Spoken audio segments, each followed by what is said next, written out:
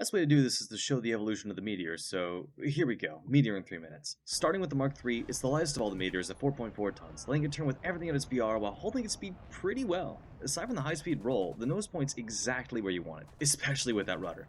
It's a super relaxing plane to fly, if you don't mind the weak engines. This thing is slow. Once you lose energy, it takes a while to get any of it back. With MiG-15s and Sabres showing up fairly often at 7.3, the speed gap gets very annoying. The Sea Jesus is somewhat the opposite of the Mark III. It gains 1.2 tons from navalization and new engines, so you will need to use flaps to keep up in a turn, but the upgraded engines now not only stay cooler, they go from 990 kilograms of thrust each to 1590 kilograms of thrust each, a suicidal amount for a Mark III airframe. Because the 850km/h speed limit, it's constantly trying to tear itself apart, so stick to vertical fights, especially at altitude where the Sea Jesus is king. Not many planes at this BR even come close to its power up high, outside of an up tier of course, though even with the extra thrust, just like the Mark III, it's still not catching up to Sabres thanks to that rip speed. Jumping to the Mark IV though, it's an all-around airframe upgrade for the Mark III. It keeps the same heavy siege as engines, but the airframe speed limit jumps to 1,000 kilometers an hour, letting you dive on people without killing yourself constantly. And with a slightly better pull and compression handling, it dogfights better than the Sea too. The Mark IV does everything reasonably well, but nothing exceptionally well. I'd almost say it's kind of boring? Though its main fault is that it doesn't like accelerating past 800 kilometers an hour, and at 7.7, that still feels slow, which sucks because no one wants to turn fight with you.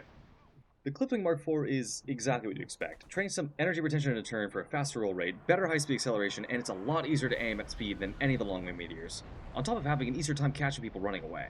But it still has the same jack-of-all-trades feeling that the long-wing does, and going to 8.0 makes it feel even slower, on top of the Hispanos really starting to show their age now.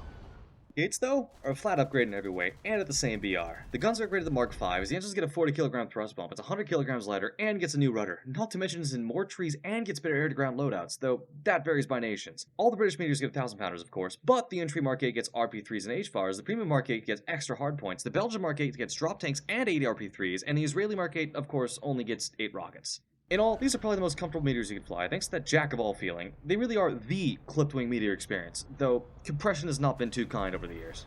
Could be worse though, could be the NF-13. Sure, it's an extra half a ton, it gets long wings, and the extra 90kg of thrust at 7.7 are an interesting combo, but none of that really matters when you have gun placement so bad it's on par with the B-57B. You'll have planes routinely fly through convergence, it's that bad. Not to mention it barely keeps up with the Sea Jesus in a fight.